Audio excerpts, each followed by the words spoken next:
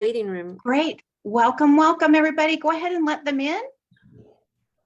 Welcome, welcome, everybody. Welcome to the Global Healing Miracle Experiment call. We are so excited that you have joined us today.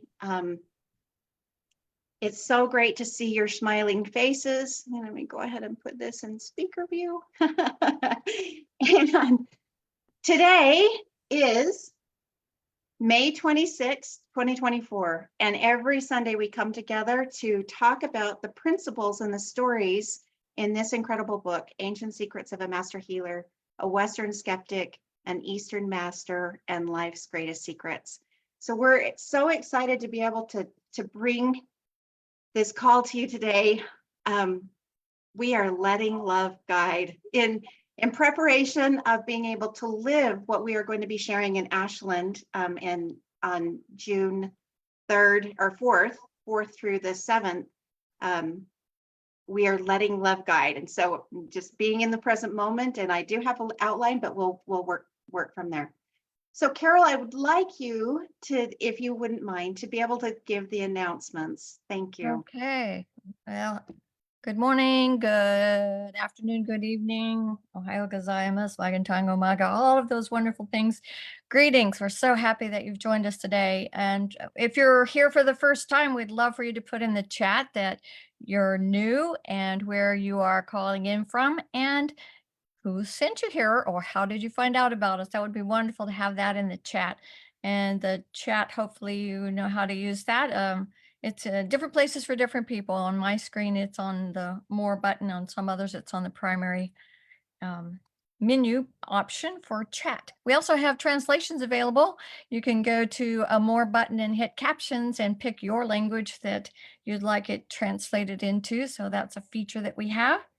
For announcements, we'll be talking more in depth about the upcoming event next week in Ashland, Oregon, where we come face to face with lots of love and healthy food and lots of opportunities for sharing. And that's something that you can still register for. There's still accommodations available. So we'll be looking for more information about that as the meeting progresses. There's two meetings coming up next week that are specialized.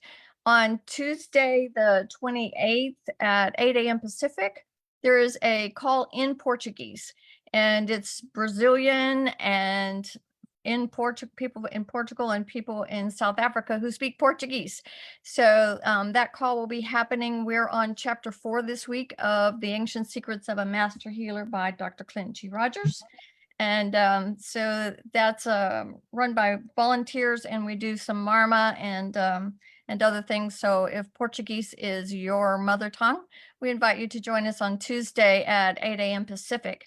Also on Friday will be this month's meeting of Asia Pacific. That's a call I've been hosting since 2020, and it's for people who are on the flip side of the earth from this call. So people, we have people in Japan, Singapore, Indonesia, Australia, New Zealand, and a lot of people in the US that decide to call in and join that. So lately it's a really small group, but we do Marma and we talk about what kind of things that we're applying ancient secrets to. So that opportunity is Friday at 5 p.m. And we have links available to those in our newsletter. If you haven't joined our newsletter, what a great piece of work that is. It has lots and lots of information about volunteer opportunities, upcoming pulse clinics when they're happening, and so many things more. There's there's Marma points in there.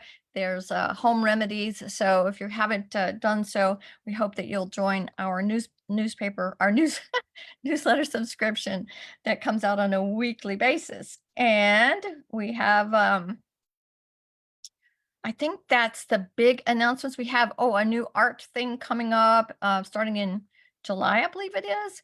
It's at a really small fee to have a hour-long session of training in doing art as a group. And Jana can perhaps talk more about that, but that's something that's upcoming. We also encourage you, if you have a burning desire in your heart and soul to go to Nepal, The next opportunity is October, and that will fill up fast. That word's out of what a transformational experience Nepal is. The dates for that are October. I wrote it down so I wouldn't forget. 24th through 30th in October. So just before the end of the month there in October. So lots of things happening. And with that, if you're ready, Miss Jana, I'll turn it back over to you. That sounds really great. Carol, thank you. Thank you. I just Uh, wanted to Hi, Dana. announce. Sorry to Hi. interrupt. Good morning. There's a couple of messages. One is from Catalina during the Ripema that she says she's from Netherlands, but currently she's staying in Hungary. And also, I guess it's the new member. And also, Linda Smith says that she registered for the Ashland and back home on afternoon of the 6th. And please message me if you can help. Wonderful. Thank you. Katerina, would you like to say hello? Would you like to come off mute and say hello to the community? Would like to welcome you.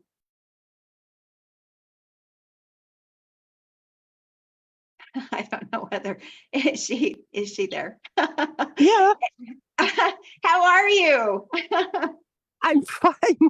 We just wanted to welcome you to being new to the community. This is a call so full of love, and we're so glad that you're here. How did you find us?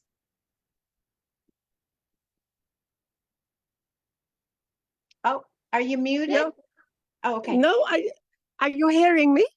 Yeah. How did you find our call today?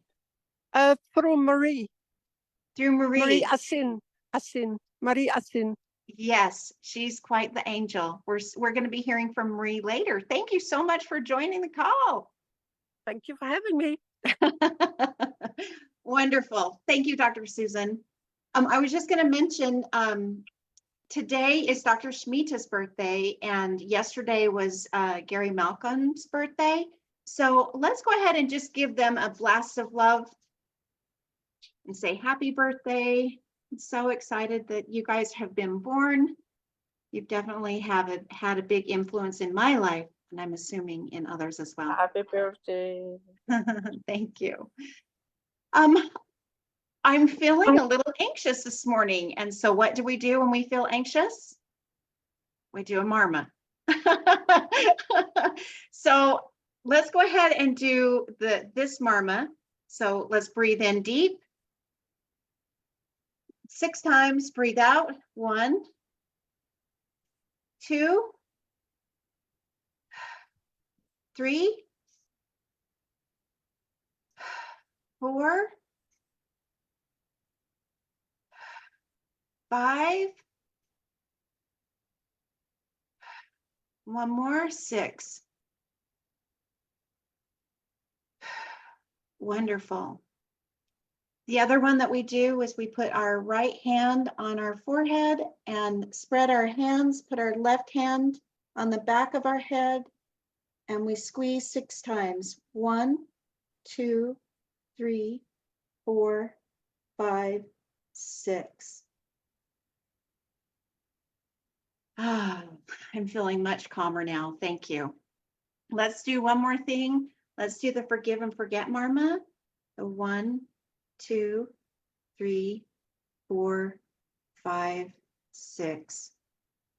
You know, in every Ayush Shakti or in any of the pulse readings, that is the marma that is used to be able to let go of all of the things that you are carrying in your heart that may not need to exist in a beautiful place like a pulse clinic.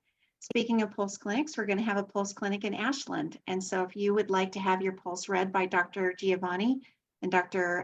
Clint, please sign up for that. And Carol, you may have mentioned that and I just didn't remember, so I apologize. Every Sunday morning, the Golden Angels come together and they have a time of meditation where they infuse love and positive energy to a list of people who have requested to be on a healing list. And I would like to extend that out to the community right now. where we take 1 minute to be able to infuse love and positive energy. It will help us to drop from our head to our heart and get heart-centered. We're going to be talking about being heart-centered today. And Robin, if you'll go ahead and put up that slide, that would be wonderful. And I'm just going to set my timer for 1 minute. And let's take a deep breath. Let's put our feet on the floor. We've just done our incredible marmas to relax us. And let's just start now, envisioning the people on that list and the people of the world. Let's just send wonderful healing energy to them.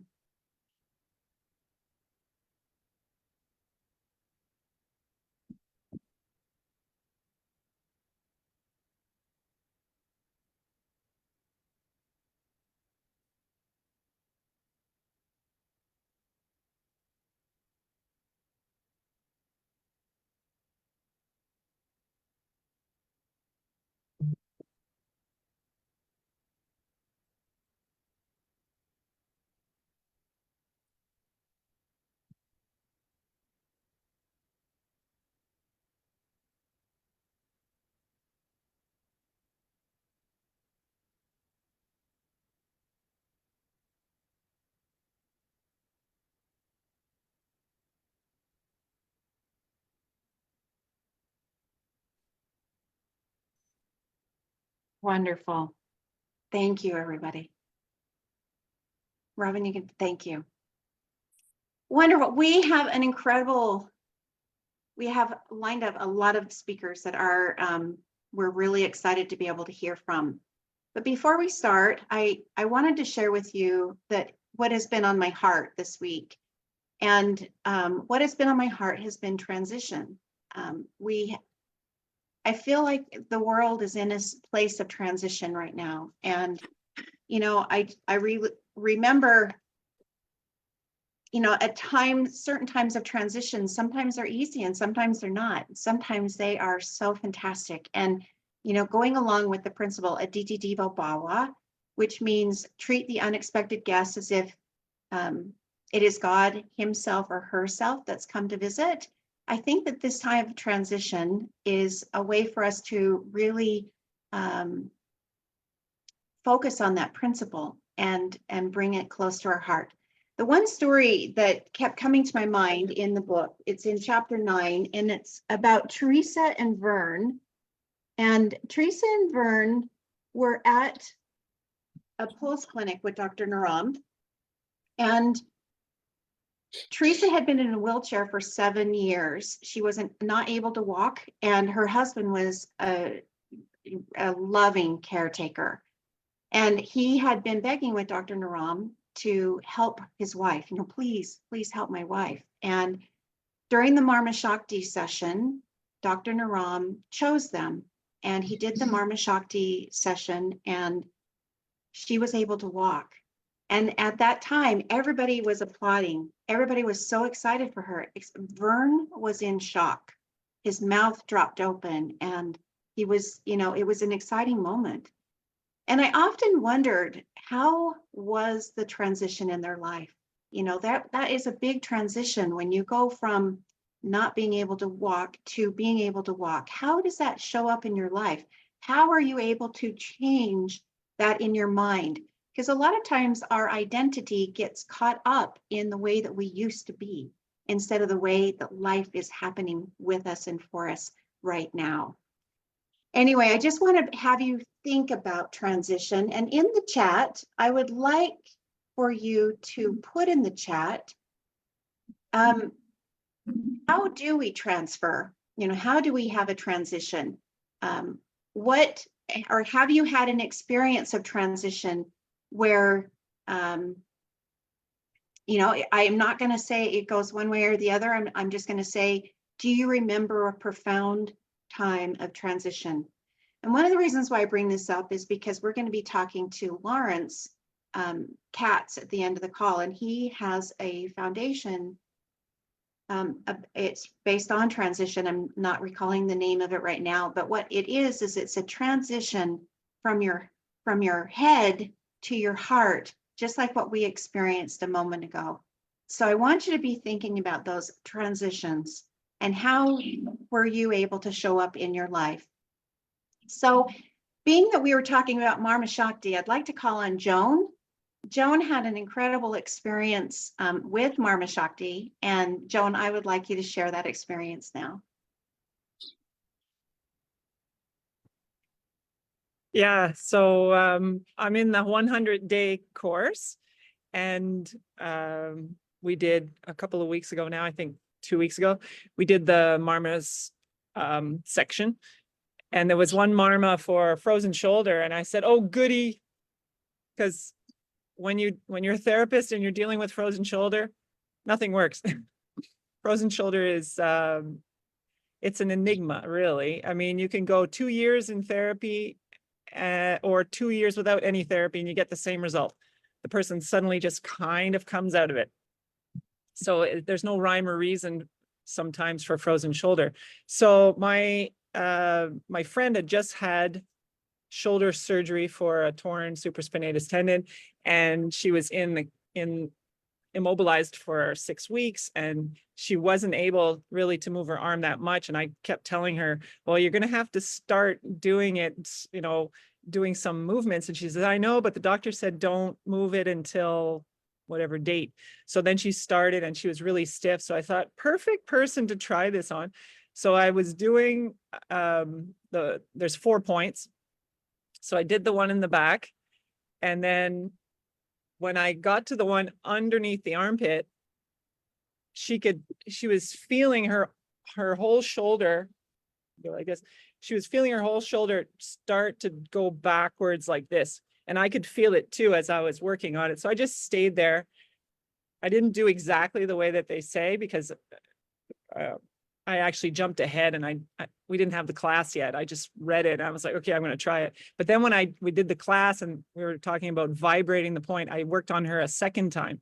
But after even the first time, she said that she was able to lie flat on her back and have both shoulder blades actually hit the mattress instead of having one of them lifted off. So right there, she felt better, more range.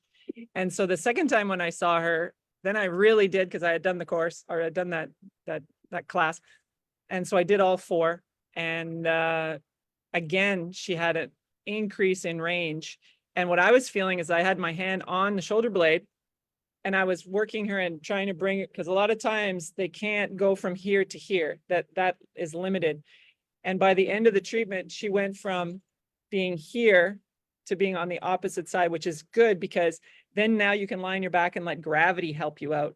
So she was really happy about the fact that the Marmas helped, and she was telling her physiotherapist to do the Marmas on. So I sent her a little diagram of where to press and what to do. So it's spreading without even trying this Dr. Naram's method. Joan, that is so amazing. It's so great. You know, that 100-day program is very transformational. It really did change my life.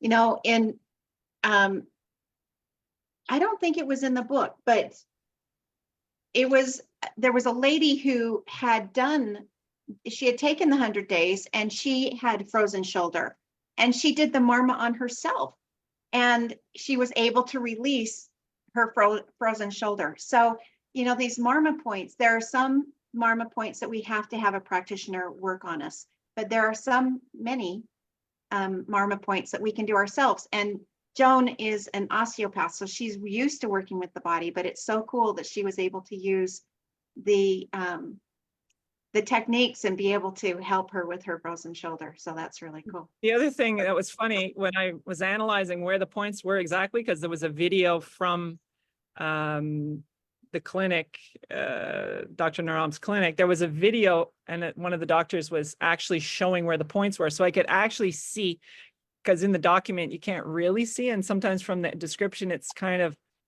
weird, like to try to decipher without any real specific landmarks, like anatomical landmarks. So I was watching the video and I knew exactly where he was pressing. And I teach a class called Counterstrain, and we have almost the exact same points in that class too. So I thought that was really fun how the universe makes it. So we're going to come at it from many different practitioners are going to come up with the truth. So through whatever healing techniques that you do, it always points to the truth. So it's fun when multiple different thought processes or schools of thought come to the same conclusion. That's so cool. It is so Oh, cool. great. And some of the participants were wondering if we could demonstrate the points, if Joanne can demonstrate. You know, what would be really great is if you guys wanted to have, learn that, you could sign up for the 100 days class, and they go into that in great depth. So that would be wonderful. But thank you for asking. It's always fun to expand our knowledge and our learning further and further. So, That's and it. if you do have a frozen shoulder, it might be really good to be able to have either a session with Avidia or have, come to Ashland and have Dr. Giovanni and Dr. Clint be able to help you with that as well. Dr. Susan, did you have something else you would like to share? Yes, let's go back.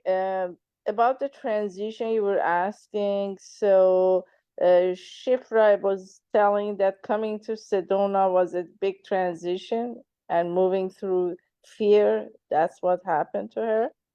And also, Susan was telling that I embraced change through letting go of my expectation of what I thought should be embarrassing and going with the flow.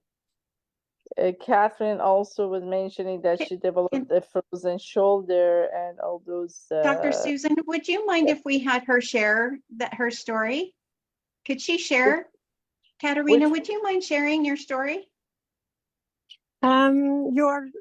Maybe there are more Katerina, so I don't know what you are. Oh, I'm referring so to. sorry. You. Is that you that had the frozen shoulder? Yes, Yeah. because well, I think I am in a lot of transitions because all those things are happening. I had a sneeze and then my back was like 90 degrees bent over. So I couldn't walk, couldn't go down the stairs to my osteopath for my shoulders because they were broken, both, and platinum is in it.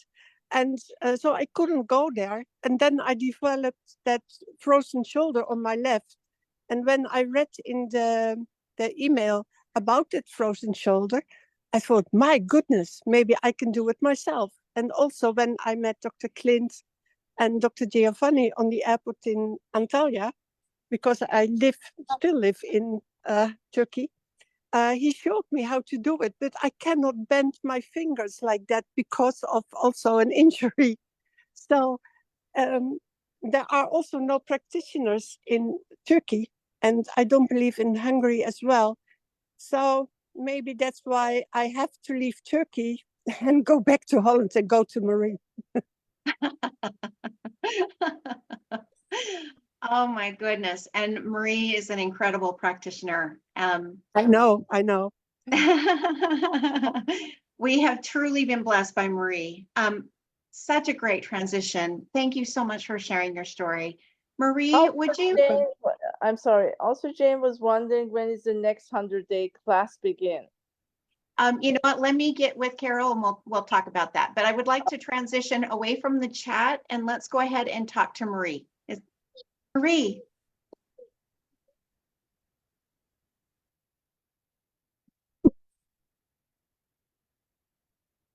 Marie, I think you're muted.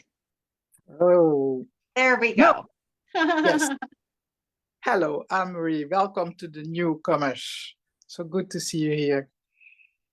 Say it, Jana. What do you want to know? Thank you.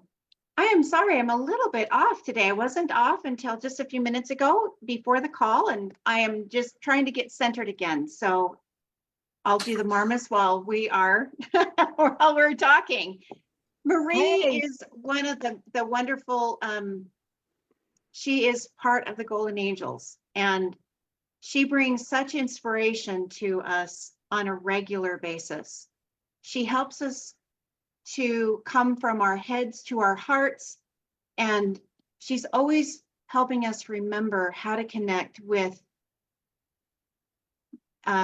with being able to reach and grasp for the things that are unseen so that they can support us in our everyday lives. And there's such a power with that.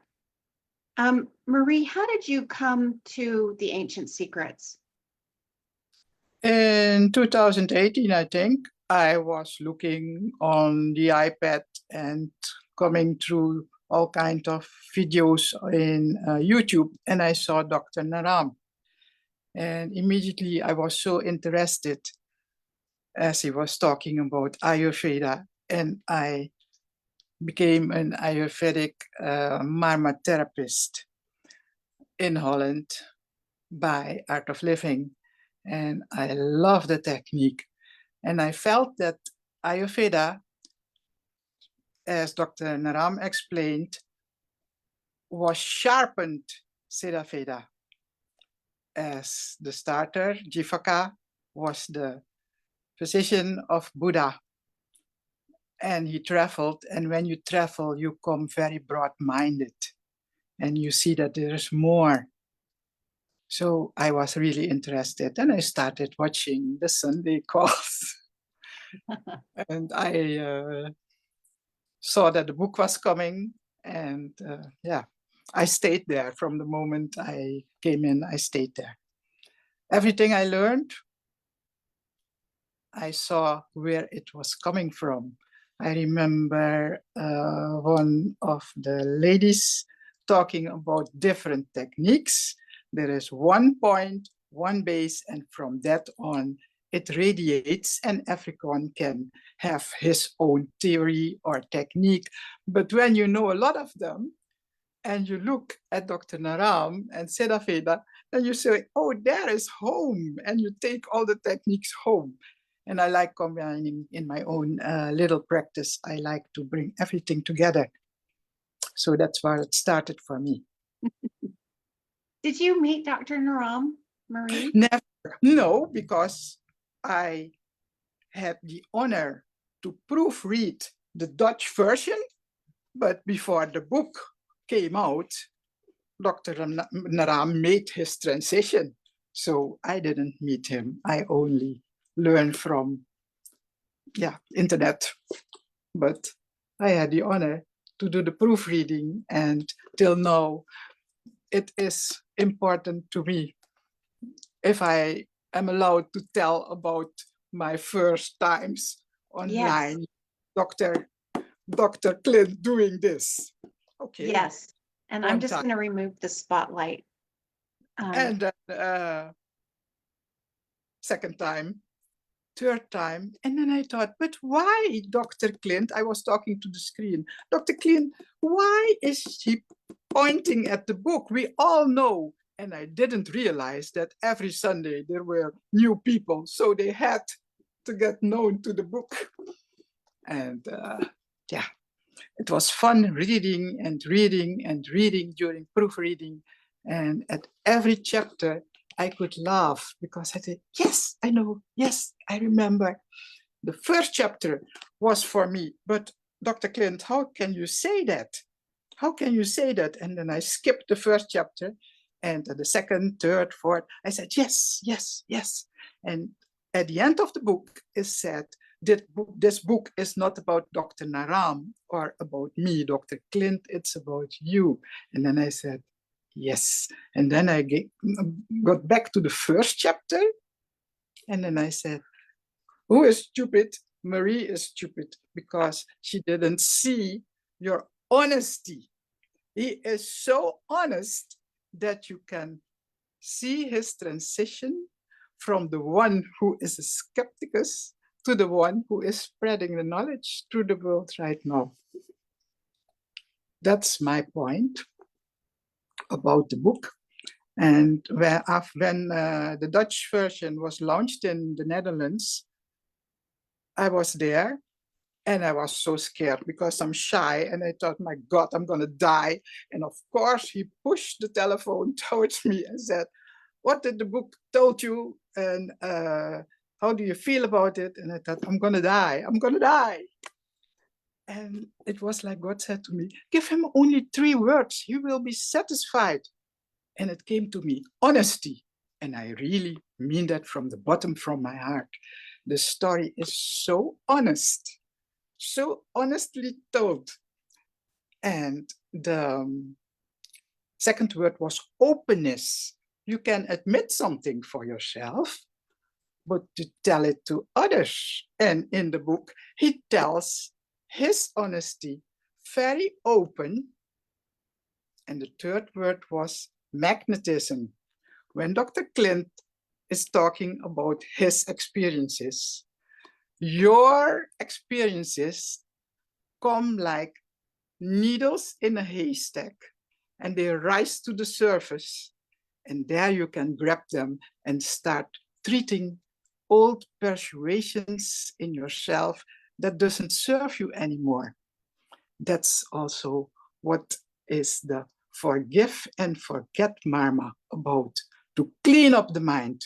Because when you go through the chapters and you learn everything, you go deeper and deeper, then you come to the point that treating someone or treating yourself has no base if you don't clean the mind. So this is such a beautiful detergent for everything that is in fact a trauma and the base of many diseases. Diseases, like Dr. Naram said. Yeah. It's so beautiful, Marie. I don't know about you, but when she speaks, I get grounded because she speaks from her heart and she speaks truth. And when she was talking about, cleaning your mind, I recognized that the anxiety that I had at the beginning of the call was because of an insecurity that I had, that I may not be prepared enough. And so I've just been doing the forgive and forget Marma and just letting my mind be clear. So I love Marie. She is so wise, and she brings such a beautiful spirit to the actual golden angels. And she is the one that leads the blessing and the prayer every Sunday morning. Marie, what does being a part of the golden angels mean to you? I know that we are short in time, and I want to keep it straight. Being a golden angel was a surprise when Dr. Clint invited me. I thought, how can I be an angel? And one of my bad qualities is that I'm too serious and I feel responsible for everything I do. So I think, how can I carry that responsibility? But I said yes. And being a golden angel gives me the support of togetherness with ladies who have the great urge to serve. And we do our task in the Golden Angel group as sincere seva. And for people who don't know the word seva, it means you're doing your action, your work, your task without expecting anything. So it is free, and you can only do seva if it's from your heart. And we don't know each other, or I don't know many, but being together every Sunday gives you the glue of love that gives the togetherness. There is freedom.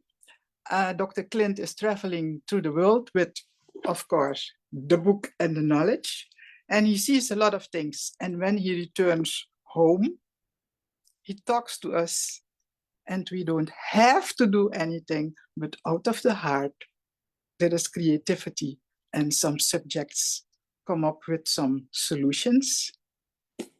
And that is very, very nice to experience. So people are there in need, and we had our prayer moment before this session. And in the prayer moment, I already said, the need is so big, and everything, I'm Dr. Clint now, everything you read in here, that people don't need love because our soul is pure love, but they want to be heard and understood. And for that is needed that you listen without judging. That's the Atmiyata, also in the book. Listen, don't judge, because we are all flowers on one large plant, and not every bud is yet developed. So flowers don't fight at a plant. One is blooming, and when the time is over, okay, he returns home and the other one opens up. And we encourage each other in the group. So yeah, I really love being part of the group. Oh, we really love you being a part of the group. I don't know about you, but you can see that she radiates who she truly is, and she radiates her mission. Her mission is to spread good words and healing. And, I loved what you just said about the Seva. Marie has done a lot of Seva. She has hosted a lot of Pulse clinics. She hosted, I don't know whether she hosted, but she supported the book launch in Dutch. And she had a beautiful cake made, and the cake had the image of the book on it. It was just awesome. But she comes from her heart every moment. Her service to her clients, her service to this community comes from her heart. It's so interesting. I have had, several people ask me about serving, and they're looking for something to get out of it.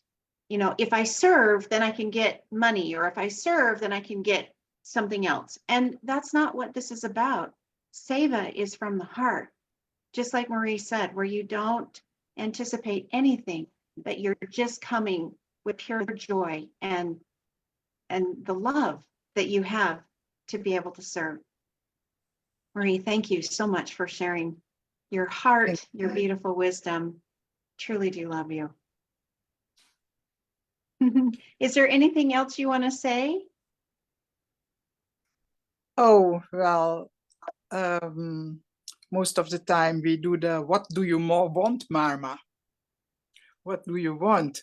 And if I think of what do I want to reply, I want to keep doing what I'm doing, applying my knowledge, wisdom, experience to help others to acknowledge and strengthen their feelings and being.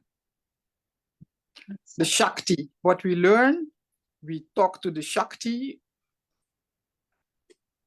the force, and I want to imply everything more and more. So light and force is making my work easier. I don't drag, I don't pull, I just apply and I trust. That is so beautiful. That is so beautiful. That's what the whole essence is here, is to be able to follow your heart, being led by love, being guided by your heart. And that's a part of, the transition. There's so many times where we are stuck, and once we transition, I was watching a show, and Mark Nebo, I think was his name. He's a poet, and he said that the largest journey, the longest journey that we have is the one from our head to our heart. And it's because sometimes it can take years for us to be able to get to that place where we live in that heart space, and it's beautiful. I mean, for those of you who've been around Dr. Clint, he lives in that heart space, and it is so contagious. It's so beautiful. It just elevates the mood of people around us. Marie, I believe that you're one of those people. Thank you so much for living from your heart and for sharing your story with us. Thank you. Thank you. Wonderful. Charlie, are you on the call? I was hoping that Charlie would be on the call. I'm not seeing that he's here yet, but that's okay.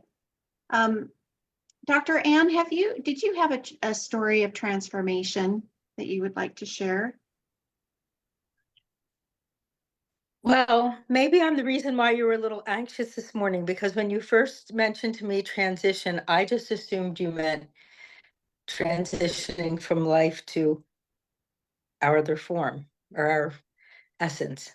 And so then, but then the more that everyone is talking, I was thinking, oh, Jana has a little feeler there. Anne is off on the wrong track, but I don't think so.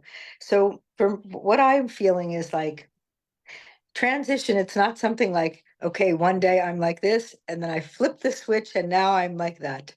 You know, it's so ongoing, and then it can be happening in several different realms of your life at the same time at all different paces. So when you first mentioned it, the thing I thought of overwhelmingly was like I was pretty lucky that I didn't have a whole lot of death in my physical world, but I would have all these death fantasies as a child. And so it's almost worse than actually experiencing it. And then as I got a little older, you know, more like 24, 25, maybe I started to lose people in my family and experience death. But like now that I'm getting older, and even the people that I love so much the most that I thought I couldn't live on the planet with out, even Dr. Naram, like I would, when I had patients that I didn't know what to do with, I would drag them to New York City. I didn't know any of the other Vedas. I didn't know there was any other things like that.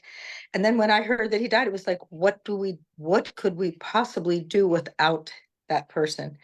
But one of the things I've noticed is that when someone that's so important to you, even whether it's a dog or a grandmother or a mentor, when they leave, they just leave this essence of love that is so strong. And then what do you do with it?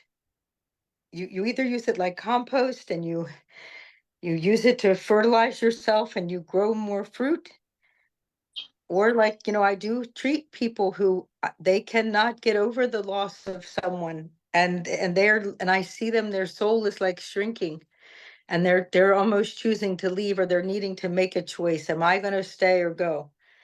So everybody handles transition different in a different pace, and we can't hurry anybody else's transitions, and we can't really do it for anyone. The only thing that we can do is keep loving. Like love is the answer no what way we turn. No what. And so I'm super excited to get to Ashland to get a whole bunch of doses of love in so many different shapes and forms and sizes, and to just remind and see reflected back to me, you know, that love truly is the answer. It's not just a one liner or a chorus in a song. Like if we lean into it, that's all that's really left. And then I've noticed that when people transition, all that we're left with is that love part. That's so, and it's even more real than when their physical body was here. Because Dr. Naram, of course, I loved him from a distance. He was all over the world. I only got to see him once in a while in New York City, dragging a patient in. Hi, nice to see you. Saima says hello, I think, maybe, whatever, you know, and it's these quick little, like, nice to see you, bye. But like, just loving the person that he was, that enthusiasm and what he taught. So then now that he's passed in his physical form, and then getting through learning more about him through all of our experiences in India, and like being in his home and seeing pictures of his mom and dad and hearing about his dad dying and he brought him back, and these things, and the love just keeps on growing even though his body's not here anymore. So all transition, no matter what size, shape, or color it comes to us in, if you can love yourself, self-love, love yourself, be authentic so that you'll attract love to you. Because I think when we don't love ourselves and we're not authentic, we may push love away. But then offer also love to people who are going through transition and struggling. And can I tell one more little thing? Yes. Shifra, this time last year, this is so funny. So Shifra got on the call, and I thought for my judgy little self, like that she might be getting a little too political for this call or something. And Dr. Clint was like encouraging her to let out her feelings. And I was thinking the opposite, like, are we supposed to be talking like this, whatever. So I don't know. I was feeling myself being very judgy about Shifra, her being able to share, like, should she share her heart so deeply in these topics? And then I got to meet her in Sedona, and she shared more, and I love her, and I love her sharing and how her poems and all, but that transition from at first being like, I've never heard somebody bringing up these topics here in this space before. Wow. is this okay or not okay? And kind of being a little judgy about it, to being like falling in love with her now, or actually last year, a year ago. So I think that the opportunity to be in Ashland and see each other's loves and passions in person, three-dimensionally, and feel that all that energy that's behind what makes those people, each of us, love, is where I am so excited. There you are. Now I see you on my screen, Shipra. Hi. And it was And so funny. Then we ended up in breakout groups together. We ended up talking on the phone. We ended up, and I would giggle to myself because I would think, at first I remember thinking, I don't want to talk about politics. I think I won't have anything in common with her, kind of something like this, you know. And it just cracks me up when we get to meet someone and get to really know their heart, how then what their passions are now can become some of our new ones. So I was so glad to meet you last year, and I look forward to hugging. I hope you're definitely, are you getting there? Before you come on the call, before we talk with you, Shipra, I just wanted to say, Anne, thank you so much for bringing this up, because this comes up for me quite a bit.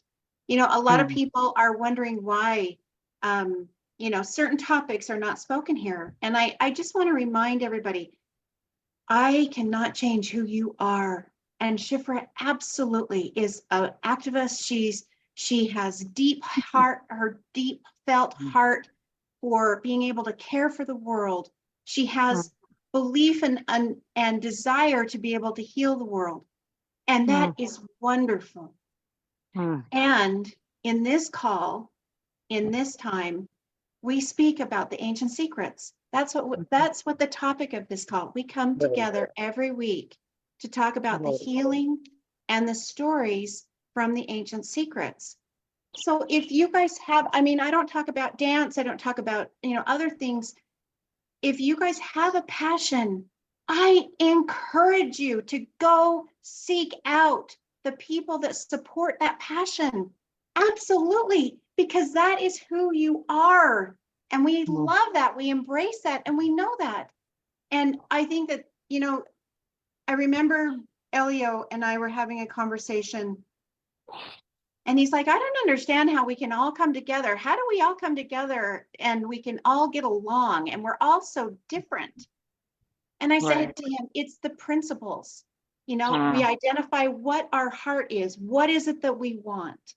And then we identify the Aditi Devo Bhawa. And I want you to listen to that. I want you to really listen. What does the Aditi Devo Bhawa do? We treat the unexpected guest as if God is, you know, has himself or herself has come to visit. And then we do gratitude. Sorry, 1, 2, 3. Gratitude. We infuse that gratitude. And those principles bring the highest level of humanity out in all of us. And that's where we all connect. That's where we become one. And so, Shipra, thank you for, you know, you've been a great teacher to all of us. And go ahead, Shipra. Go ahead. Okay, thank you. Well, thank you, Dr. Ann, for being so honest. That was beautiful. I appreciate that. And yeah, and we can often find we do have a lot of things in common with people, even though there may be divergences here and there. And I guess, you know, what I love about this community is the heart of it, the love, the sense of service, the lack of judgment, I think. And I guess for me, I'm always trying to think about the whole, even though, you know, there can be two sides to a conflict, but you want to always think about how you can have something that works for everybody, not just one group. And I think for me, I'm not going to deny that I'm an activist and I'm political, but I think that because we have such a desire to love and to be loved in the world, and when we see things where so many people are suffering or being killed, that's where it comes from. So it's not so much right, left, whatever those categories are. It's more that we're one humankind. And, you know, your love is my love. Your pleasure or your happiness is my happiness. Your pain is my pain. I don't want to take the pain on a personal way, but it's more from that perspective because, love can't be about we're killing each other and there's too much of that going on. So feeling into how we can, stop the killing, be the peace, be the love, and because if people loved each other and were, and people's hurts were alleviated, this stuff wouldn't be happening. A lot of it comes from fear, I think. You're right. So Shipra, that's thank you. I think that's where I'm coming from. And I think we're living in such cataclysmic times that I think it's important to find ways to address that. That's where I'm coming from. And I love you all. Thank you. And I am doing my best to get the means to come to Ashland. Love you all. Shipra, thank you. Dr. Naram said one of the greatest things that we have to overcome of being human is to being able to let go of our fear and be able to manage our ego. And a lot of what you're talking about is from that. I don't know about you, but to me, it seems like Shifra's mission is to end suffering. And that seems to be the desire of her heart, is to be able to end the suffering in the world. And it's beautiful. I was, again, in that movie that I was watching this week, there was a story of a warrior who was haunted by all of the people he had killed. And he sought out a sage, an old woman, to be able to give him wisdom, to be able to release this. And he came to her and he said, "Old woman, dear sage, I have killed so many and I am so troubled. I don't know if there is, for those I have killed, I hope that there is a heaven. And I'm hoping that for my sake, there is no hell." And he says, "Please tell me, what is there, heaven and hell? Please, I must know." And she said to him, "Why would I use my wise words to a coward like you?" And it angered him. And he drew his sword. And she said, "What are you going to do? Are you going to be so cowardless that you're going to kill a defenseless woman?"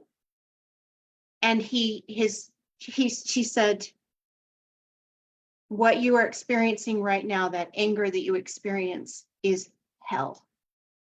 And it touched his heart, and he dropped the sword and he went into humility and asking forgiveness and really getting to, experiencing the grief and the forgiveness. And she said to him lovingly, "That is heaven." And it's so true. We have this battle between the fear and the ego. He drew the sword out of fear, he and out of anger and spite, and that doesn't have to happen. So, Shifra, thank you for reminding us. Thank you. You are a bright light. You have very strong abilities with your words. They're very powerful. Thank you. Thank you. I'm not seeing that Charlie or Lawrence is on the call, so I would like to go to Julia. Julia, are you here? Yes, I'm here. Yay. Julia, thank you so much for joining the call. Julia has some burning things on her heart to share. I just love Julia. She and Bill have been such a big influence with this book. Bill, a doctor, has written, something in the beginning, expressing his love for the book. And then also Julia helped with the recipe in the book. She helped tweak the recipe and make it so that it was better to be able to be printed. So Julia, thank you. We got to see you in Sedona, and it was really nice to meet you there. I was so excited. So Julia, what's on your heart today? Yeah, as I've just thought about this community, and we haven't always been on the calls in and out over the months as we've traveled and done different things. But, just knowing that I might be able to share something today, I started penciling out some of the journey that we've had with Ancient Secrets. I mean, going clear back to 2008 18 or so. And just to share with you kind of our journey, that in 2018, I think it was, there was an earthquake in Nepal, and it destroyed the orphanages where Dr. Nepal was supporting these children. And our first exposure to Clint, we didn't really know who he was. His brother was holding a fundraiser, and they needed some items for a silent auction. So I gathered together a bunch of artwork and things from the community and took them up to this auction in Salt Lake. And there was a musical concert, and Clint was there, and Gary Malkin, they had given out a CD, Graceful Passages type CD that was my first exposure to his music, and I didn't know who he was. But fast forward, after that event, we were attending, Gerald is Clint's brother. He holds these events called Legendary. And so we were at his events and met Clint. And that next year, and came to learn that Clint was involved with this Dr. Naram and his ancient secrets. And we didn't really know anything about that. But we ran into Clint at one of the events in Salt Lake. He happened to show up. And just that week, it was funny that he showed up because nobody knew he was coming. I had randomly just run across on my iPad as I was just scrolling through, checking emails and checking social media, his TED Talk, as so many of you have done that and had that experience. And I'm like, I saw his TED Talk and I'm like, oh, that's Clint Rogers. That's Gerald's brother. And I just saw him at the event. And so I watched the TED Talk, and I was so taken with this story. So when we then again at a next event saw him, I just told him, I'm so fascinated by this information about these ancient secrets and this Dr. Naram. And like the next day, he called us and invited us up to his home, his mom's home in Salt Lake, where Dr. Naram was in town. And so we went up to his home and were able to have a personal pulse reading by Dr. Naram in 2019. It was November. And what was so fascinating was that he read my pulse and looked me in the eyes, and the connection I felt with his spirit was so powerful. It was like beyond this realm. And I became so fascinated with everything going on here. And it was all new, you know. And he looked at me and immediately he said, oh, you have too much vata. And I thought he meant water because of his accent. You know, I have too much water. I don't know what that means. But he was saying vata. And at that time, I didn't know what a dosha was, you know, vata, kapha, and pitta. But he just was telling me he could feel it.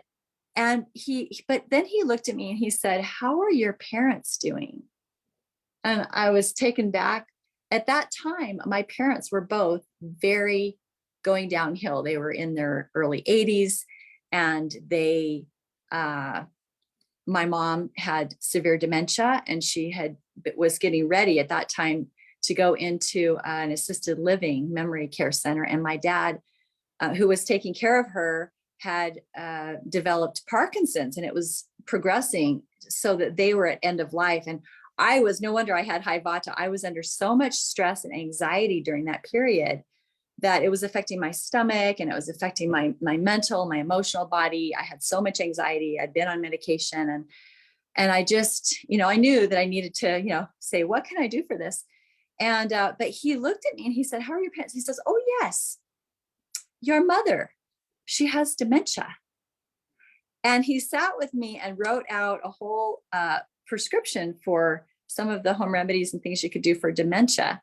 So it was telling to me that this is not just when you read a pulse, reading something that's in your body. There is something that happens when you get attuned and learn these ancient practices. I'm sure the people in the 3-year program are learning some of this, that this goes beyond this realm into intuition, which I'm learning so much about right now through Marie mentioned the art of living, and I've been exposed to, you know, a powerful breathwork process recently called Sky through Art of Living, and they also have a big Ayurvedic center. And but the intuitive process as part of the ancient secrets is just as important And that's something that I'm seeking right now, and seeking to learn more and more about my heart, and my soul passion is to raise my vibration to a frequency where I can tap into the super conscious. And we've been such on a journey since that time of meeting Dr. Naram. And then as a result of that, I went on, a year program because some of my goals were to lessen the anxiety, to get rid of some weight. I was up about 30 pounds where I am right now, and help with arthritis. So we began this journey, and at that Pulse clinic at his home was the first time I had mung bean soup that Millie made. And Millie's on here, I'm sure. And it was so delicious. And this whole world of these people at this clinic, and Clint and Dr. Naram, it was just so yummy. And I couldn't help but stay involved. So we had pictures with Dr. Naram, and after that got very involved. And, the book hadn't come out yet, but unfortunately it was just a few months later. That was in November. It was in February that Dr. Naram died, or he transitioned over. And our hearts, we had been on, these calls with Clint and stayed connected. And we're doing the herbal supplements with the Ayush Shakti clinic. And we began having, Zoom calls with Clint. And what was beautiful in being part of what developed as a small growing community was we got to learn together and practice, learn the practices. And Clint was just by love, being led by love and being inspired. I started seeing these miracles that would happen for Clint in his being inspired and having intuition. And I started craving that. And I started, I did the 21-day program and the 100-day program, and we did detoxes. And there was one that next year, one of the detoxes, the 30-day detox, I worked with Dr. Pranav, who was one of the Vaidyas in India, in Mumbai. And little by little, practicing making the mung bean soup over and over, I ended up making it every day for like 3 years, and became an expert at this soup. And at the beginning, when the book finally was coming out that next year, we offered to participate in proofreading it. So Bill and I both went through, were some of the final proofreaders. Bill did Clint asked him to do a preface. So he's in the beginning of the book. And then I did not only the mung bean soup recipe, but helped, do a lot of proofreading. So it was just incredible to read the stories and participate in that, and to be part of this oneness that we all are in, and not feel the separation. And it's a constant goal to be in the oneness. And just to tell you some of the results, I ended up having a lot of healing happen, and I got off a 28-year medication I had been on for anxiety, and worked with Dr. Pranav. And it was I decided to do it January 1st, when we did the 30-day detox, the mung bean soup cleanse.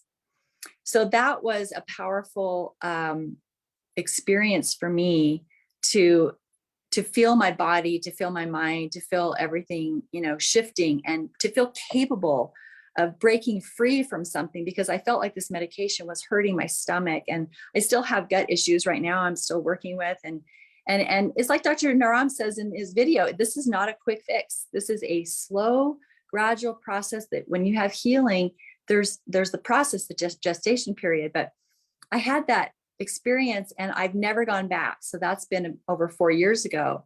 And now I use the marmas, and I love using all the marmas. And Luke taught us, we learn so much from each other, right? I mean, every single person that's come on, I learned from you. And I'm hoping that we can all, lead with love and let the love teach us, and extract from what other people say, and just stay engaged in all of this. So I had that healing from weight loss. I gradually, just without really dieting, but just changing my eating to the no gluten, no dairy, no, red meats and refined sugars. I did that for about a year. I don't stick to that all the time now, but my body transformed, and I got off the medication. And, when I eat that method, I don't have the arthritis. It does come back when I go back to eating those things, but I just love being involved in the community, and those were some of the healing aspects. But being able to just be connected to all of you. I know that I've gone through feelings of feeling alone and feeling insecure and feeling afraid. And, you know, there was a period where I didn't even get involved with interacting with anyone here because in my mind, because my mind wasn't healed, I felt like I don't belong with this group because I get on these calls and I might be feeling really sad and down and just depressed. And everyone else is full of love and gratitude, and they're sharing love and they're throwing hearts and they're just love, love, love, love, love, love, love. And I'm like, wow, I don't feel that way. I feel down and I feel so outside of this group and I don't know how to connect. I don't know how to be part of them. And yet my soul was craving to be part of you, to feel oneness. But that's what this is about. So anybody feeling that way that I have felt at times, if you don't feel part of this group, if you feel like, oh, those people have it together and they know what they're doing and they're all happy and they're all healed and, you know, connected to this ancient secrets concept and these processes. And Dr. Naram, know that you do belong. You are part of us because we are part of each other and we are connected. Just, it's like okay, so the Unstoppable recording that Gary Malkin did the music for. If you're not aware of what that is, we need to introduce you to it. I listened to it every day for about 2 years and it started changing my brain, changing my thinking. And in Ashland, when I'm there, I want to share with all of you some incredible affirmations, but Unstoppable in there, he says, you can have anything. You can attract and be this magnetism that Marie talked about with the needles in the haystack coming up, you know, through the magnet, you can pull the things you want into your life.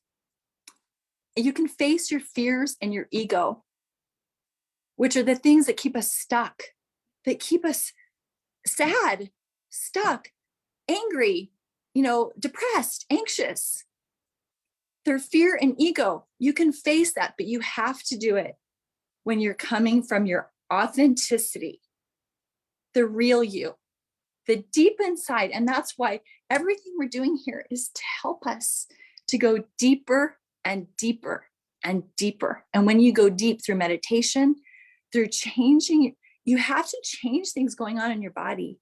Your digestive fire, the things you're eating and feeding these cells, you have to get it clean and detox the panchakarma, the getting the poison out, bringing the good in, out with the bad, in with the good, out with the bad, in with the good, both with diet, with your mind. The words are so important that we tell ourselves.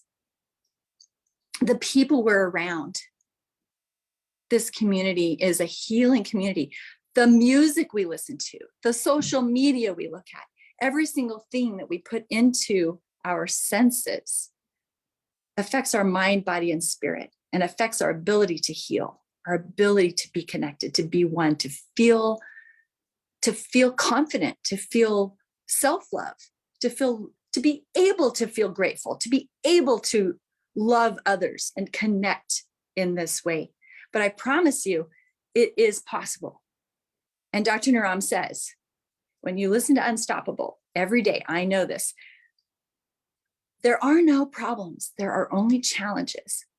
And challenges are here to give us opportunities. And there are busloads of opportunities that will come that you'll start recognizing. And every one of those opportunities that might seem like challenges or problems, they're just here for you to think, what is possible? And what do I want?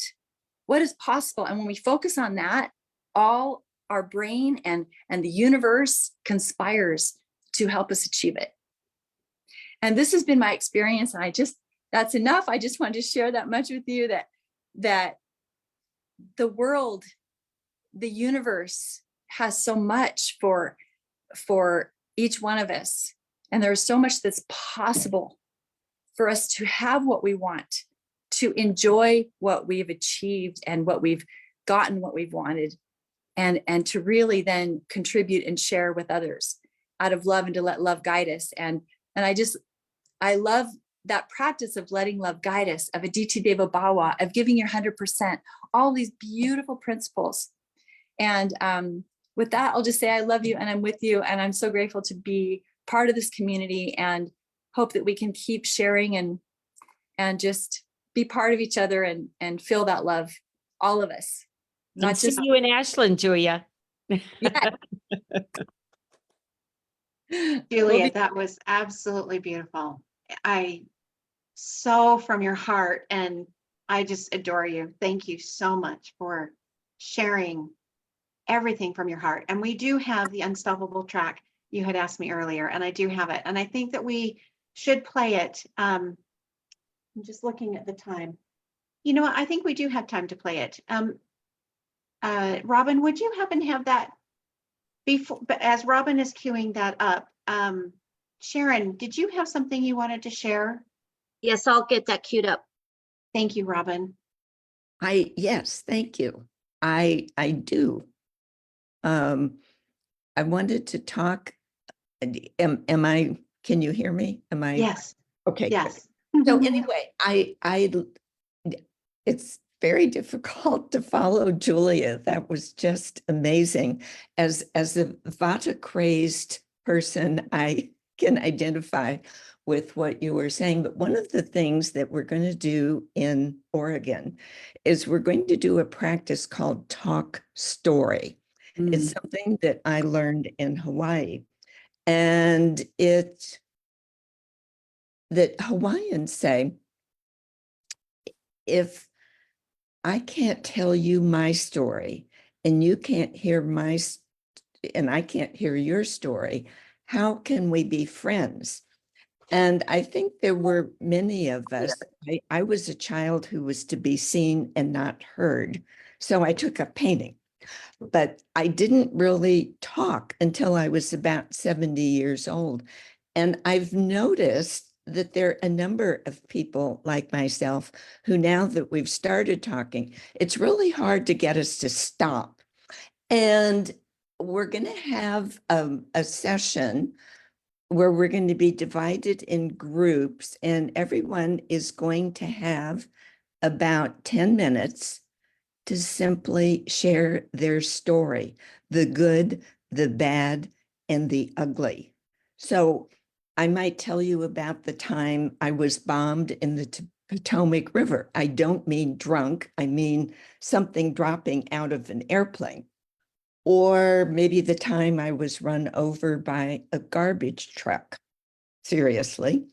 Or when Louise Hay came to dinner. So it's like all of it. And the reason, or one of the reasons, is I think, at least I was taught to put on a pretty face, and I try to do that, but it's much easier to do when it's a sincere face, and sometimes a pretty face is tears streaming down the face. Still working on learning how to talk, but anyway. So I do hope that you will come talk story with us in Ashland. Sharon, thank you so much. Thank you. It is true. If you do not know another person's story, it is difficult to be able to see their heart. Once you know their story, a lot of times the judgment gets taken out. And after years and years of coaching many people, I had to recognize that I had to put myself in their shoes so that I could see through their eyes, so that I could understand where they were coming from. Carol, did you have something you wanted to share?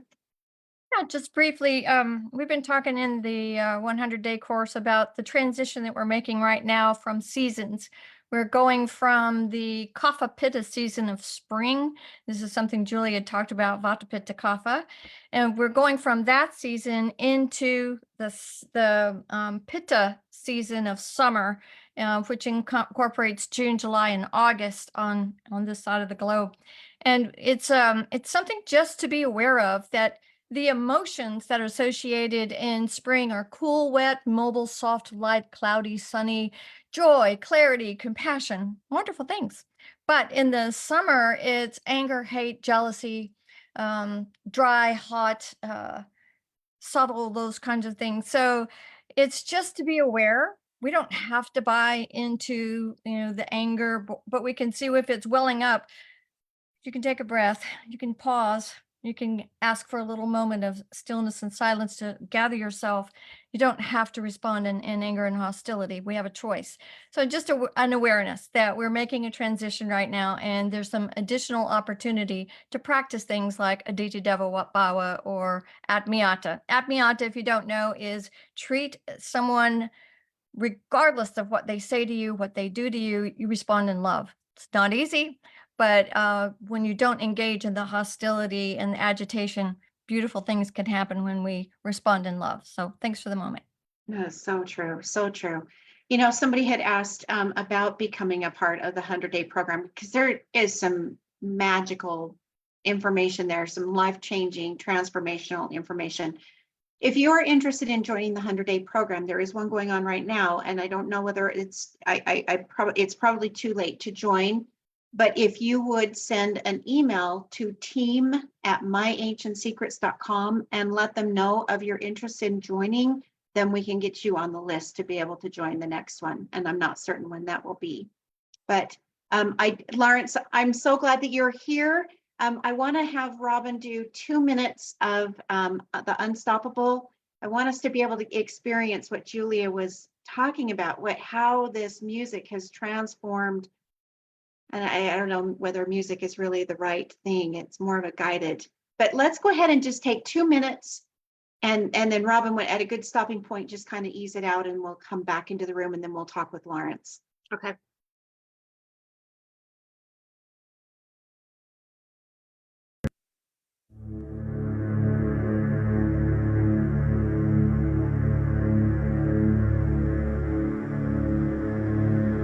Namaskar. Now I want you to allow yourself to reprogram your wonderful subconscious mind.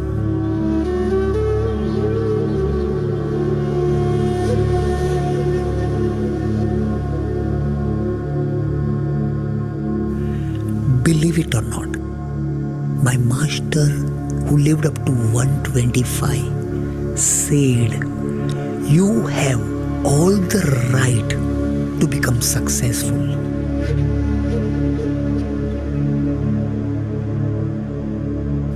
You have a right to become a winner. You have a right to face your fear and also your ego. And that can only happen when you are coming from your own authenticity and your own being. And my master said that every day morning, if you speak these words in this way, the way I am sharing with you,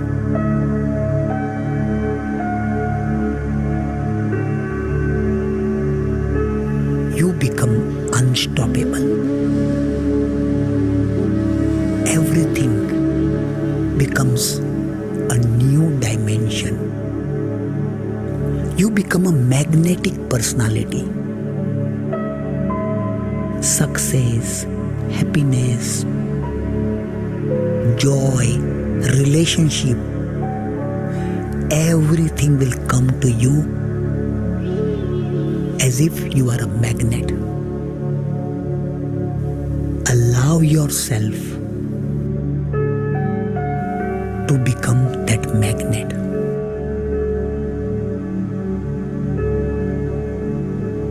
My wonderful child, you are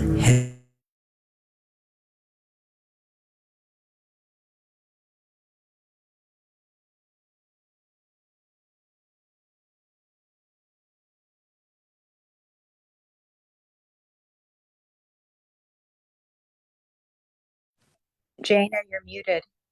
Oh, thank you for unmuting me.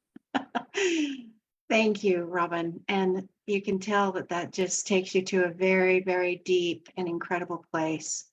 And you can see how it could be transformational to anyone who listens to it every single day. So, Julia, thank you for reminding us of the recording. If you are interested in purchasing the recording, you can go to the store, the My Ancient Secrets Foundation. I think it's Ancient Secrets Foundation, and you can purchase it from the store. I am so excited to be able to talk with Lawrence. Lawrence, welcome. We're so happy to have you here. So Lawrence lives in Ashland. He is a good friend of Dr. Clint and Dr. Naram and Krishna. He's also good friends from people in the community, such as the Ingmans and so many others, that Jerem Ingham and his beautiful wife, Nell. And he is the reason why I wanted to talk about transition. He has a community. I'm sorry, I'm having a hard time getting my words today. Can you tell us, Lawrence, about your foundation and tell us a little bit about you? The foundation is called the Transition Foundation, and was created in 1999 to create a vortex to help the planet move from mind consciousness to heart consciousness, which is everything that Dr. Naram and Clint are teaching. They're so part of my life and part of my being that it's just such an honor to be in the presence of all of you who are studying and being in their energy field. Life is so new on Earth ever since the eclipse, last eclipse.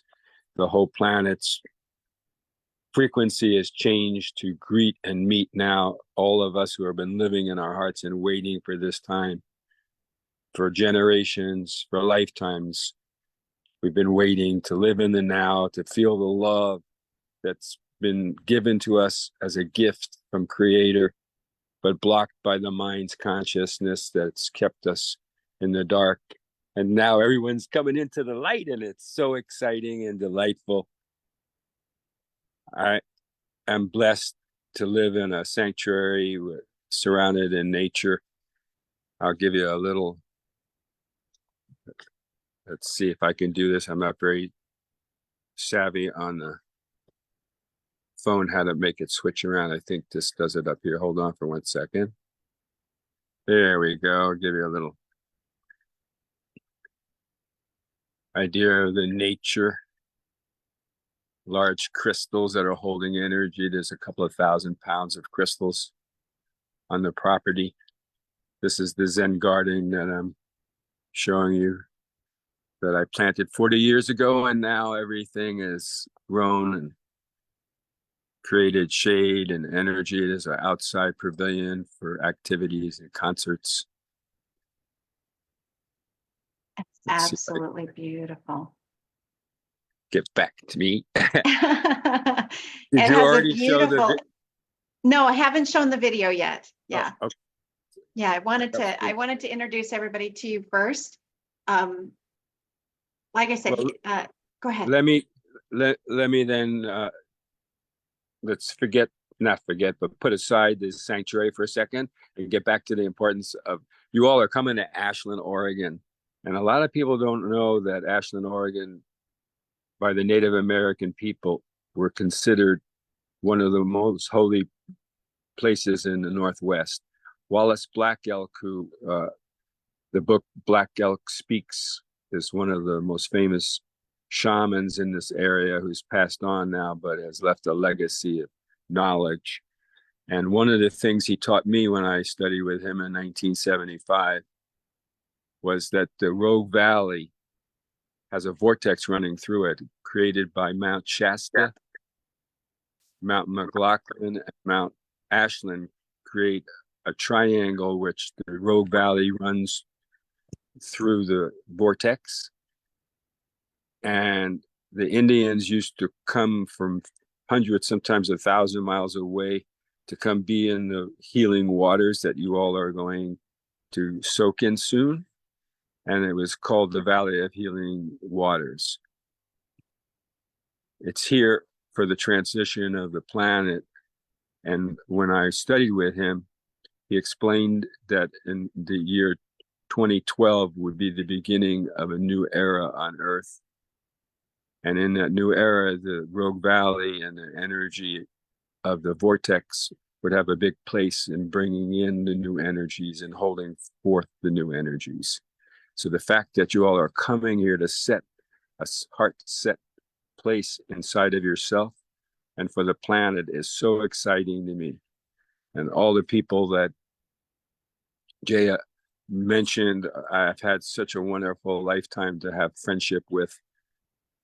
Life is very, very full and exciting with these new energies. I'm going to be 80 in June 22nd, and I feel like I'm 16, just got my driver's license and my new car, and I have money in my wallet, and life is here to create whatever I want, which is just what I heard the last person, Julie, talking about, and how we're changing from mind consciousness to heart consciousness changes everything around us and how it shows up. It's a very exciting time to be alive. Thank you so much for sharing that. Did you want to go ahead and explain the video a little bit? Well, when Dr. Naram had his passing transition, I was moved to create a little healing sound experience to share with you all and Clint. And that's what you're going to see.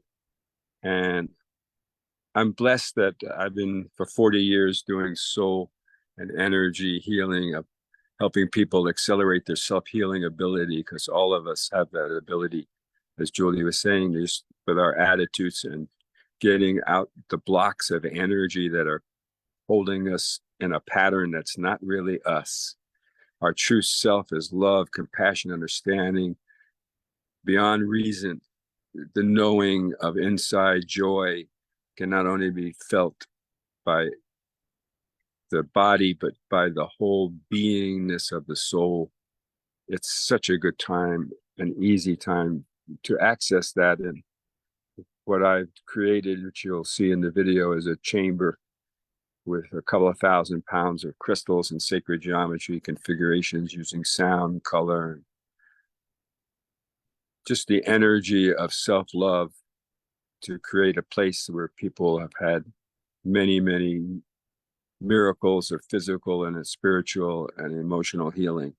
I feel so blessed that in this incarnation, I went from a business person owning nightclubs. There's a picture of me, if you can see it, that was the nightclub that I had here in Ashland.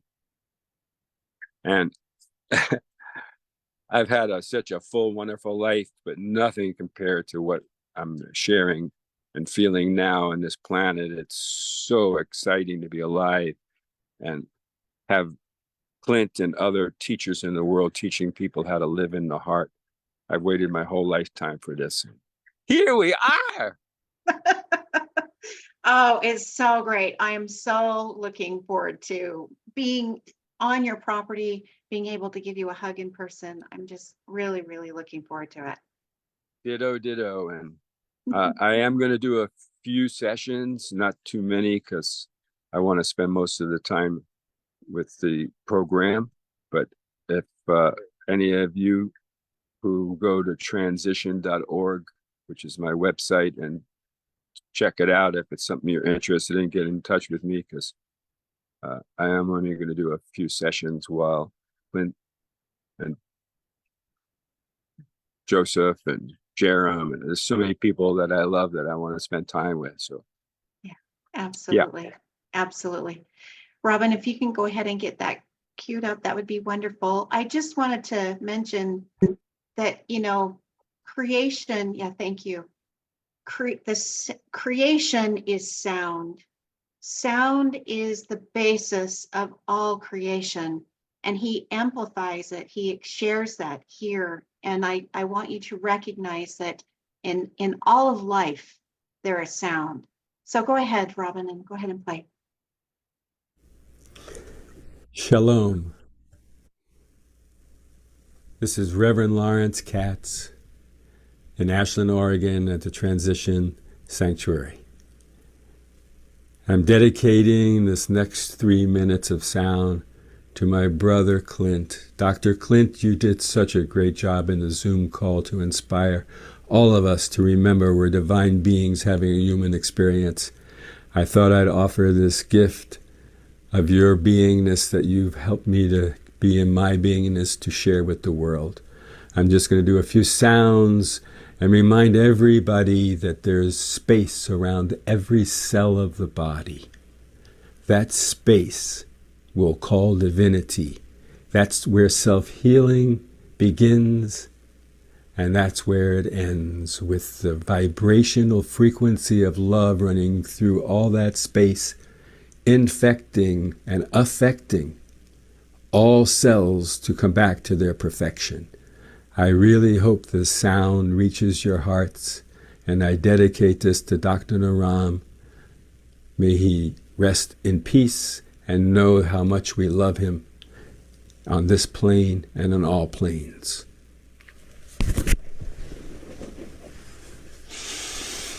Breathe with me as we listen and feel the sound.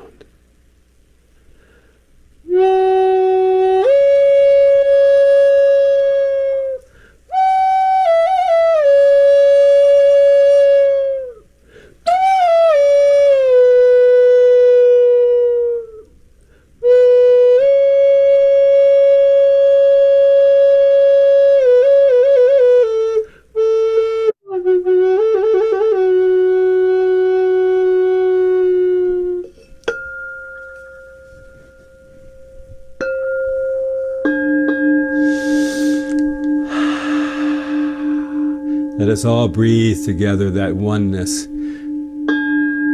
the joy of knowing we are whole and complete right now. Let the sound penetrate all that space and help you to deal with being part of the human race as a divine being having a human experience.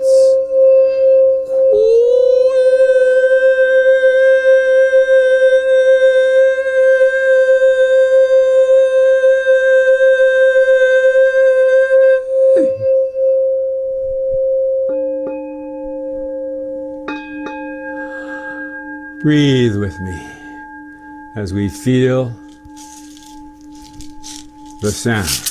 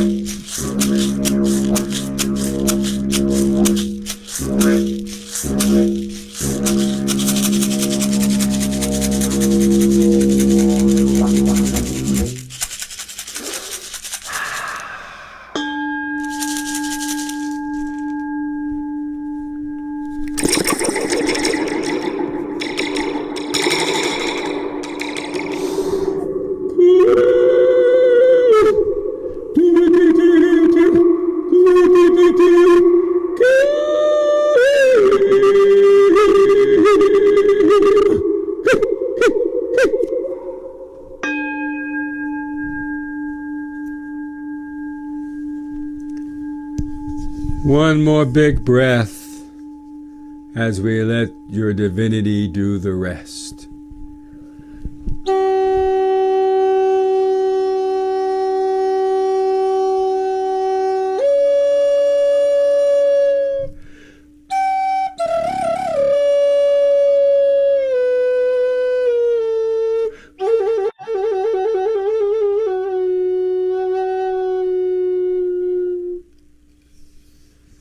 Until we meet again, goodness bless us all. Love you. Drinking warm water before bed balances blood sugar levels and reverses type 2. Thousands of people are apparently regaining control of their blood sugar. Little commercial at the end. I got it stopped as soon as I could. I You just have did. to interrupt here to tell you I'll try to keep this as concise and brief, but it's so magnificent. In 2020, when the book was coming out, there was a young girl in Turkey who wanted a copy of the book. Dr. Clint called me and said, Carol, do what you can to get a book to Turkey. At that day, their Eagle Black woman, I think it is, was showing a picture, Teresa Khan, of 10 books that she got in. And I said, can you send one to Turkey? She says, sure. And I said, how can I repay you? She says, I have a friend in the Lakota reservation who is a granddaughter of the Black Eagle, and she would love a book. And she gets the book. She opens it up to, I didn't come to teach you. I came to love you. Love will teach you. And she wept and she wept and she wept. It was just so moving to her. So Teresa and I were in a writer speakers group, and we were talking about this beautiful unfolding. And our third person, who was in Italy, said, are you talking about the book Black Eagle Speaks? And we says, yes. She said, I just bought that yesterday in Rome and was up till 3 o'clock this morning reading that book, which was just so incredible that here we are in US, England, talking about Turkey and in Rome, and we're all talking about this specific book. And then a year later, my sister called me from Santa Fe and she said, oh, I'm just at my cousin's and she has hundreds of books, but I found one I think you'll love. It's called Black Eagle Speaks. That's amazing, Carol. I thought of that story when he was talking about it. It's just an amazing It finally synchronicity. makes so much sense as to why that was coming up, because I've read it and I've studied it and it's magnificent, but I'm like, why Ancient Secrets? Where's the tie? Problem solved. Mystery solved. Oh, Carol, thank you. Thank you. And Lawrence, thank you so much for sharing that video and that sound, and that, sound is creation. It's every bit of life has sound in it. And the sacred geometry, they've done studies of being able to put sand on speakers, and when you turn on the music, the shapes turn into geometric shapes, sacred geometry shapes. And it just goes to show that there is, there's so much power in every breath that we take. So thank you so much. I just wanted to comment that it's Black Elk Speaks, not Eagle. That's correct. Black Elk. Yes. Yeah, I just didn't want the people to eagle go look came for in the from book. and Teresa. not find it. Thank you so much for the correction. Yes. And it's so wonderful to have gotten an opportunity to be part of the Ashland experience, the event. I'm blessed that they've asked me to open it up and close the event with sound, and looking forward to serving the community and being part of this wonderful love space that everyone has created for so long now. To get to see Jerem and Joseph and Susan and everybody and Clint just excites me beyond any kind of words that I can speak. Well, we are excited too. Lawrence, thank you so much. All right, My heart is just so full right now. It's amazing, from going from anxiety at the beginning of the call to now. And Dr. Ann, if I was picking up on your anxiety, you were right in alignment. When I talked about transition, we have mentioned Dr. Naram and his transition on this call. But even in Ashland, we are going to acknowledge those who have transitioned. And I had asked Charlie Becker to come on the call. His mother was Tia Becker. And as you all know, Tia is a beloved member of our community that passed last year. And she was the one that had a dream that the Ancient Secrets was going to have a summit. And in her dream, she was under the bed and had some bananas. And Dr. Naram came over to her in the dream and said, no, come share the bananas with everyone. You know, everyone can get the nourishment from the bananas. And in the dream she did, and was able to pass the bananas to everyone to receive the nourishment. And she did that in Sedona. She showed up who she was 100%. And she gave us her banana through hugs, through love, through song, through communication. She's a beautiful soul. We're excited that Charlie is going to be joining us there, and we can see how her gift of music, she was a music teacher, she taught guitar, and how that has been passed down into to Charlie as well. So I'm going to open it up to anyone who would like to speak. We're a little bit over. Does anybody have anything that they would like to share? If not, we can go ahead and go to the breakout rooms. Yeah, Joseph and Susan. I just so want to say thank you, and so grateful for you, Jana, with even in the face of anxiety, you just did such a beautiful job, and I can just feel the energy and the magnificence happening for Ashland, not only for those of us going, but for those of us who aren't going, but will hold space for the love, and absolutely energetically tune in. We will be sending you love, and we're all in this together. One spirit canoe. So just thank you so very much. Everybody, thank you, everybody. That's what I wanted to say. Thank you, Susan.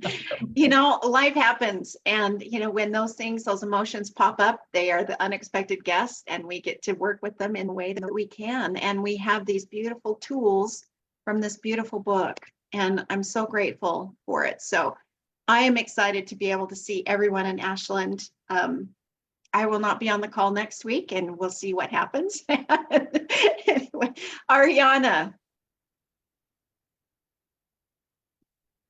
I always have a hard time finding that mute button. I just wanted to say, Jana, thank you so much. And you know what I see in your radiance and your beauty, that is just, it just expands, and it is such a role model for everybody on this call. And the word is authenticity. You are willing to just bare your soul and be so authentic. And that's coming from the heart, and it's so beautiful, and it just radiates. And I just want to thank you for just being you. Yeah. Thank you. Thank you. That means a lot. Yeah. I'm excited to see Ariana there too, because she's going to be doing a hike. Yeah. She's leading us in a hike. She's done that for a lot of years. So it's more of a just a walk, you know, a nature walk, just to kind of really get into nature, feel nature, and learn a little bit about local plants. I haven't been to Ashland, so it'll be a learning for me just to see what's out there. Yeah. Wonderful. Thank you. Okay. Yeah, I thought it was a beautiful, beautiful, beautiful, beautiful call, full of love. I think you did a beautiful, beautiful job, Jana, and everybody who contributed. And I loved what Lawrence shared, and that meditation. I could feel like all this, a lot of poison that had been in my heart, just like leaving. And it was very, very, very powerful. Thank you. Thank you. Thank you. I love you all, and I'm with you. Thank you. Wonderful. Thank you, Robin, for doing the breakout rooms. Go ahead and join your breakout room. I love you. Let's go ahead and unmute first. If we haven't already joined. I love you, and I'm with you. I love you, and I'm with you. Love you and I'm with you. I love you and I'm with you. I love you, and I'm with you. Love you, and I'm with you. See you soon, Lawrence and Mindy.